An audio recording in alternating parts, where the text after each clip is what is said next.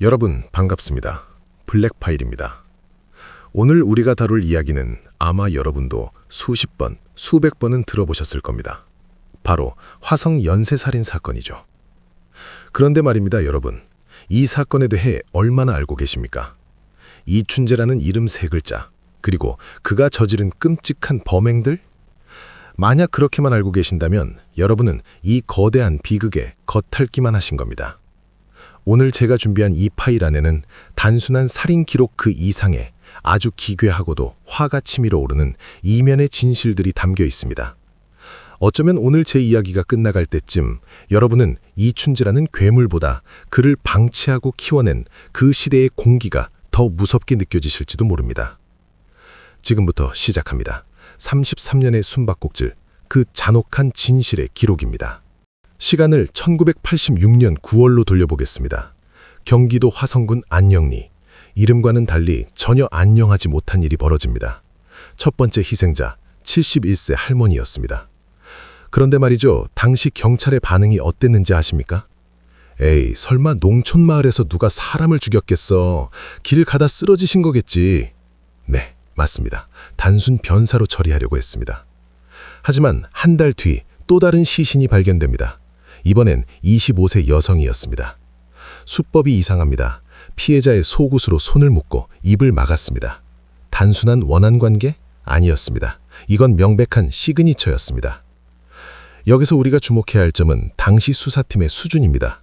지금처럼 과학수사가 발달하지 않았다는 건 핑계가 불가합니다. 현장에 떨어진 담배꽁초, 머리카락, 경찰들이 돌아다니며 밟고 동네 주민들이 구경하며 다 훼손시켰습니다. 심지어 범인이 남긴 유일한 단서 중 하나였던 발자국, 그 위로 경찰차 바퀴가 지나갔습니다. 믿어지십니까? 범인은 현장을 떠나지도 않았을 겁니다. 멀리서 담배 한 대 피우며 그 난장판을 구경하고 있었을지도 모르죠. 너희가 나를 잡겠다고? 이런 비웃음을 날리면서 말입니다. 이춘재는 미친 개처럼 날뛰는 살인마였을까요? 아니요. 기록에 따르면 그는 너무나 평범한 이웃이었습니다. 그는 범행 중간에 군대에서 전역했고 화성에 있는 전기부품 회사에 취직했습니다. 심지어 결혼까지 했고 아들도 있었습니다. 낮에는 성실한 가장, 밤에는 숲속의 포식자. 이 극명한 대비가 소름 돋지 않습니까? 우리는 흔히 연쇄살인마라고 하면 얼굴에 나 나쁜 놈이야 라고 써 있을 거라 생각하지만 이춘재는 달랐습니다. 주변 사람들은 그를 조용하고 착한 사람이라고 기억했습니다. 이게 진짜 공포입니다.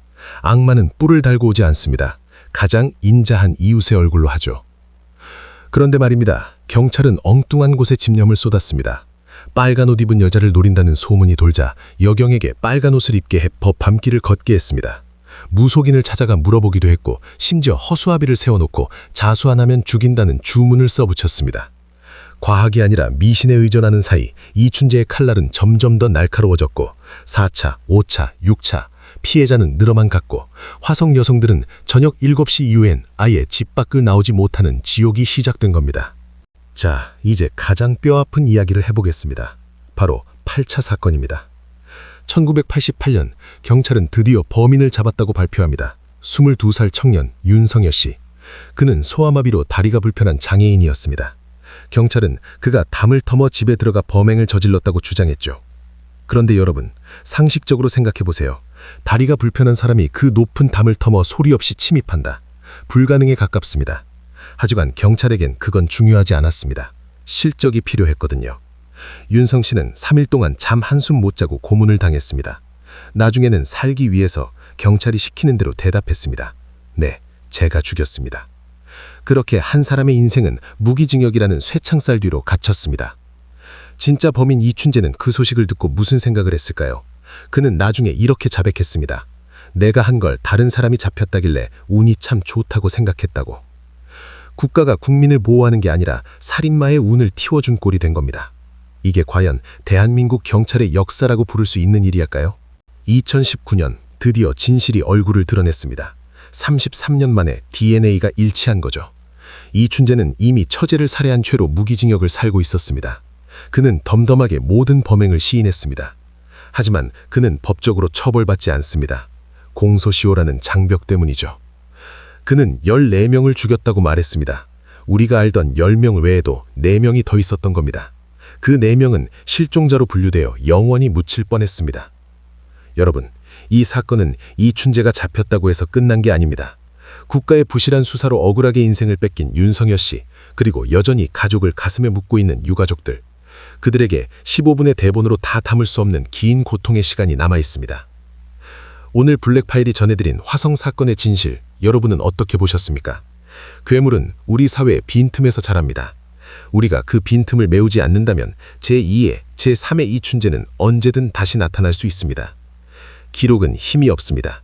그 기록을 읽고 기억하는 여러분의 관심만이 진실을 지키는 힘입니다. 오늘 준비한 이야기는 여기까지입니다. 저는 더 깊고 어두운 파일과 함께 다시 돌아오겠습니다. 구독과 좋아요는 진실을 쫓는 저에게 큰 힘이 됩니다.